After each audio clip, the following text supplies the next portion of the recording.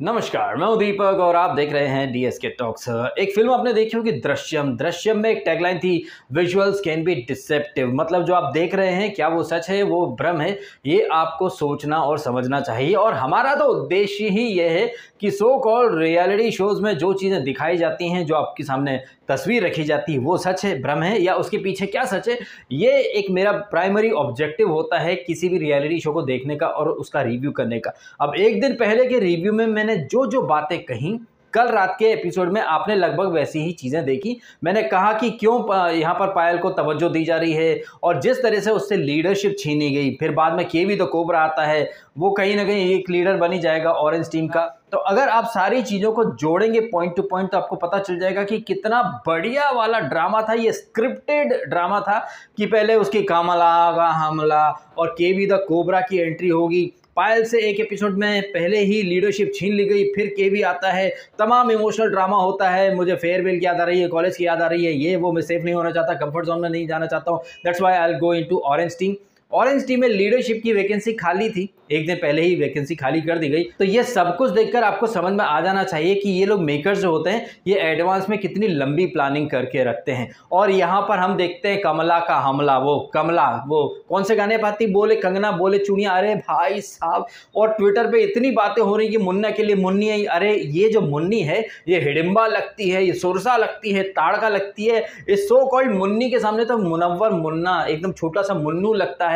And जिस तरह इस सो कॉल्ड मुन्नी ने आकर मुन्ना को हक करा, मुन्ना तो दिख ही नहीं रहा था, मतलब पूरी तरह से गायब हो चुका था। एंड जिस तरह से सायशा की एंट्री हुई है, सायशा ने साबित कर दिया कि उसमें कोई सेल्फ रिस्पेक्ट है नहीं। उससे भी ज्यादा सेल्फ रिस्पेक्ट तो कंगना रनावत में नहीं है। ये सायशा कितनी गालियां देकर के गई थी मेकर्स को, फक यू पता नहीं क्या क्या बोला था। और कंगना रनावत ने बोला था कि मुझे मुझसे बदतमीजी करने वाले लोग पसंद नहीं है, ये वो, दुनिया भर का, जिस शो में आई हो आप उसी के प्रति एहसान फरामोश हो, आप निकल जाओ पहली फुर्सत में।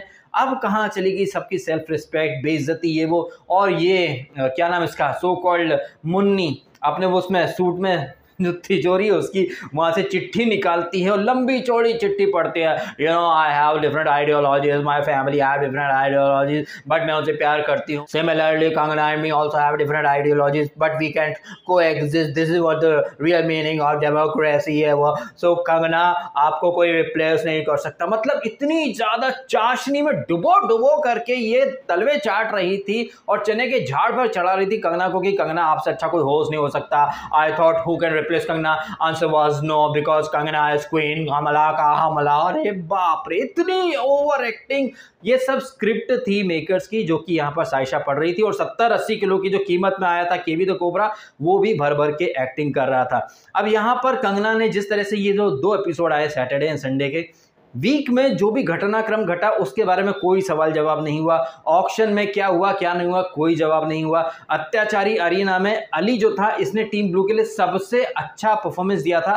लेकिन झोल घर में भेजते हैं उसको अंजलि को। अंजलि ने क्या करा था, ये अंजलि जो कि बार बार गिरती पड़ती एकदम लुढ़क रही थी जैसे पायल और मंदाना, तो फिर अंजलि को ऐसा स्पेशल ट्रीटमेंट क्यों, जबकि देखा जाए तो उसने अपनी टीम के लिए वहां पर कुछ खास किया नहीं था। वहां पर मुनव्वर और अली ही थे। लेकिन यहाँ झोल रूम वाली जो टास्क थी वहां पर अली को इग्नोर करके अंजलि को खड़ा कर दिया गया। अगेन साबित हो गया कि अली गुलाम मेंटेलिटी का है, वो अपने लिए स्टैंड ले ही नहीं सकता। और अंजलि जो है वो खैरात की रेवड़ी खा खा के आगे बढ़ रही है। कल का एपिसोड परफेक्ट एग्जांपल था। लेकिन कंगना एज अ होस्ट क्या करी, कंगना को ये सारे पॉइंट हाईलाइट करने चाहिए नहीं करने चाहिए? अरे पॉइंट्स हाईलाइट करना तो दूर, यहाँ तो कंगना रनावत खुद मेकर्स के स्क्रिप्टेड ड्रामे को इंप्लीमेंट करने में लगी हुई थी।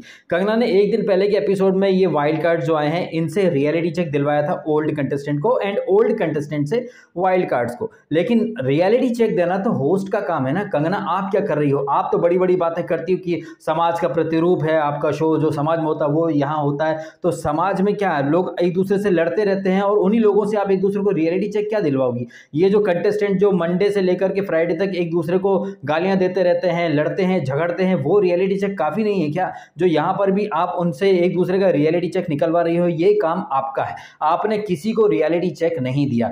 आपने एक एपिसोड पहले वो पायल ने जो कुछ बोला उसके ऊपर लंबा चौड़ा डिस्क्लेमर दे दिया, ये दे दिया वो दे दिया, जबकि आपके पास अच्छी अपॉर्चुनिटी थी इन कंटेस्टेंट की हिपोक्रेसी बाहर लाने की। जैसे कि पायल ने अगर जीशान के ऊपर थूका तो सब लोग बहुत ज़्यादा बवाल करने लग गए। पायल ने किसी को टेररिस्ट बोल दिया तो बहुत ज़्यादा बवाल हो गया। लेकिन थूका तो आसमान ने भी था। अब जस्ट बिकॉज कि किसी के ऊपर नहीं थूका लेकिन किसी के कपड़ों पर तो थूका था, तो ये थूक के ऊपर जैसे निशा चढ़ पड़ी थी, यू स्पैट ऑन हिम, ये करके वो करके, किसी इंसान पर थूकना, किसी कपड़े पर थूकना या किसी सामान के ऊपर थूकना, थूक थूक होता है। थूक कर आप किसी की इंसल्ट कर रहे हो, भले ही इंसान के मुंह पर थूको या उसके कपड़े पर या उसके सामान पर, थूकना कहीं से कहीं तक जायज नहीं है। अरे थूकना तो छोड़ो, अपनी गंदी चप्पलें, जो कि शायद वो टॉयलेट भी जाती होगी वो चप्पल पहन के, वो चप्पल पहन के किसी के ब्लैंकेट पर, किसी के पिलो पर वो खड़ी हो जाती है, गंदगी उसमें पिलो में पोंछ देती है, वो लोगों को चलता है। ये पॉइंट यहाँ हाईलाइट करना था। जिस तरह से निशा को आपने इविक्ट कर दिया, ये तो खैर आपने मेरे ही शब्द चुरा लिए, जो मैं बार बार बोलता रहा कि सारा ने कुछ नहीं करा, वैसे निशा कुछ नहीं कर रही है, तो ये यहाँ पर निशा को उस तरीके से आईना दिखाया जाना चाहिए था। हालांकि वो बोली कंगना कि निशा आप कुछ नहीं करती हो, किसी और शो में आप सास बहू खेलती होती तो अच्छा रहता, बट यहाँ आप कुछ नहीं कर रही हो।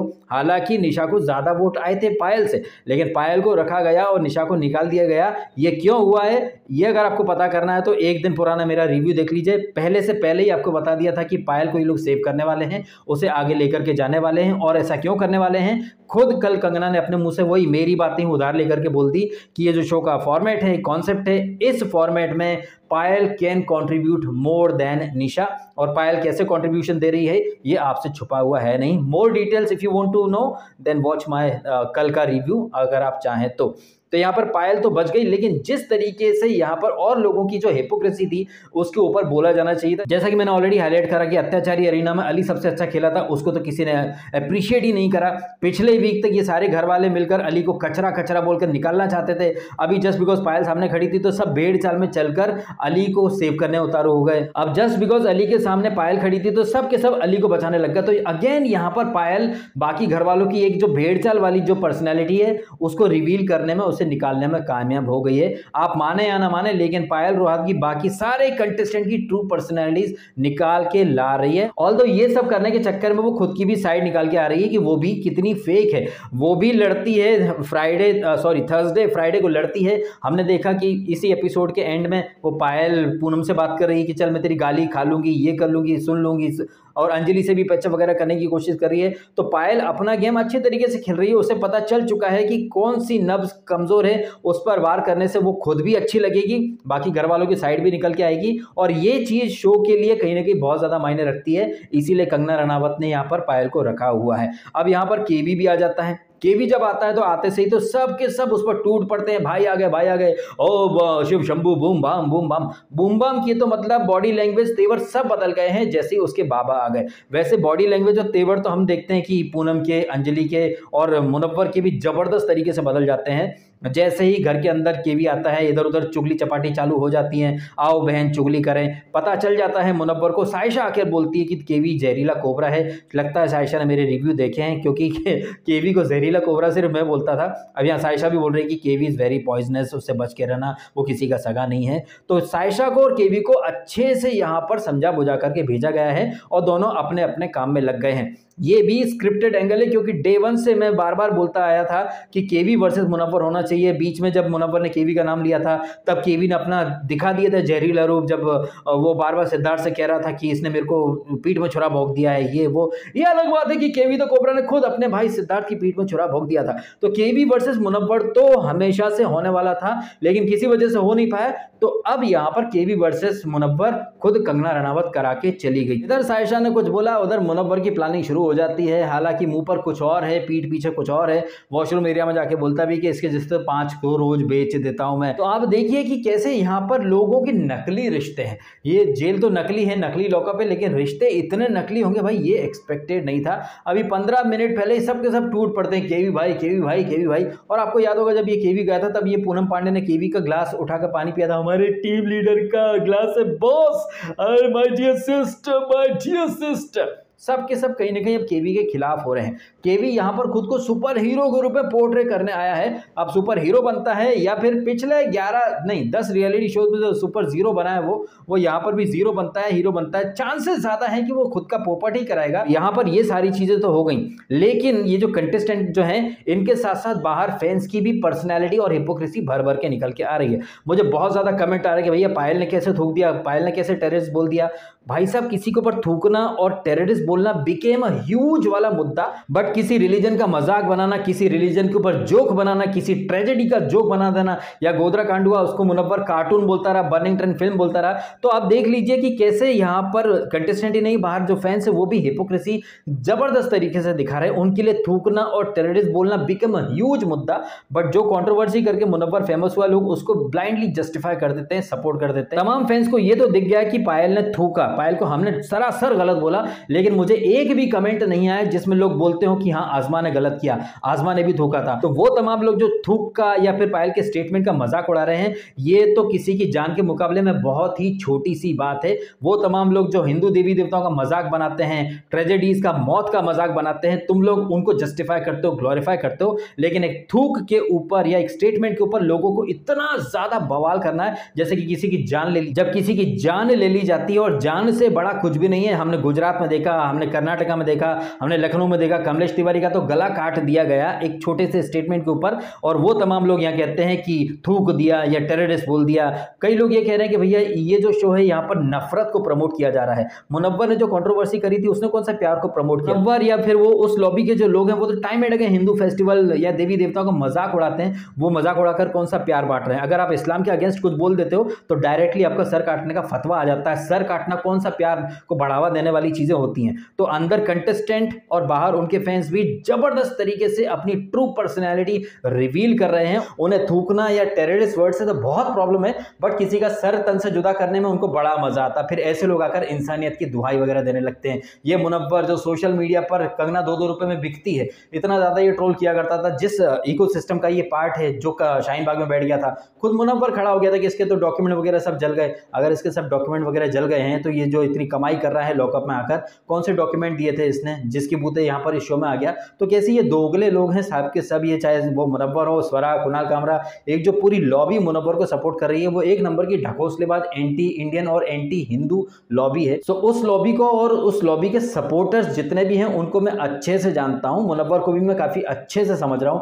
नाउ इस शो के अंदर मुनव्वर का कहीं कोई कंपटीशन है नहीं, क्योंकि मुनव्वर नेक्स्ट लेवल पे माइंड लगा रहा है, मैनिपुलेट कर रहा है, और उसके आसपास के जो चेले चपाटे हैं वो उसकी हाँ में हाँ मिला लेते हैं। और मुनव्वर जो है उसको कहीं से कहीं तक कोई कंपटीशन मिल ही नहीं रही है। शो एकदम वन डायमेंशनल होता चला जा रहा है। एक तरफा यहाँ पर मुनव्वर बेताज बादशाह बना हुआ दिख रहा है। ऐसे में यहाँ पर मेकर्स जो हैं उन्होंने तगड़ी वाली स्क्रिप्ट रची। पहले तो केवी को और सायशा को बाहर से ट्यूशन दे दिया, फिर अंदर जाकर फूट डालो राज करो की नीति के तहत सायशा को भेज दिया ताकि वो फूट डाले, उसके खिलाफ बात करे, ये करे वो करे। तो क्या है कि गेम थोड़ा सा इंटरेस्टिंग होगा।